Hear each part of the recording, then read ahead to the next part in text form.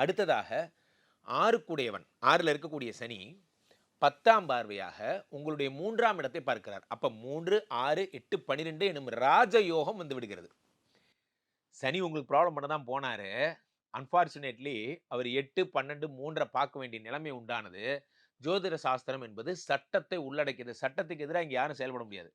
சட்டப்படி 3, 6, 8, 12 கூடியவர் ராஜயோகங்களை தருவார் என்பதால் சனி உங்களுக்கு ராஜயோகத்தை தரப்போகிறார். மாற்று கருத்து இல்ல. விட்டுருங்க. குரு தரும் நற்பலன்கள். இதுதாங்க உங்க லைஃப்ல நடக்க போற ட்விஸ்ட். துலாம் ராசிக்காரர்கள் எல்லாம் வாழ்க்கையினுடைய ஒரு குறிஞ்சிப்பூன்னு சொல்லுவாங்கல்ல. 12 வருடத்திற்கு ஒரு முறை பூக்கக்கூடிய குறிஞ்சிப்பூ. அந்த மாதிரி 12 வருடங்களுக்கு ஒரு முறை மட்டுமே நடக்கக்கூடிய குரு பகவான் 9ஆம் வீட்டில் வருகின்ற வைபவம் இந்த வருடம் நடக்கிறது. குரு பகவான் 9ல வந்தா மட்டும்தான் சிறப்பு. அதனால தான் சொல்லுவாங்க 9ல குருன்னுலாம் படம்லாம் கூட வந்தது.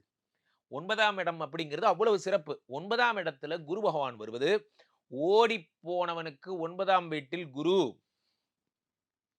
சார் என்னைக்குமே ஜோதிடத்த சொல்லும் பொழுது, என்னுடைய பலன்கள நான் சூத்திரங்கள் சொல்லி, அதற்கான அந்த வாய்ப்பாடு எப்படி தெரிவிக்கப்பட்டதுங்கிறதெல்லாம் உங்களுக்கு விளக்குவேன்.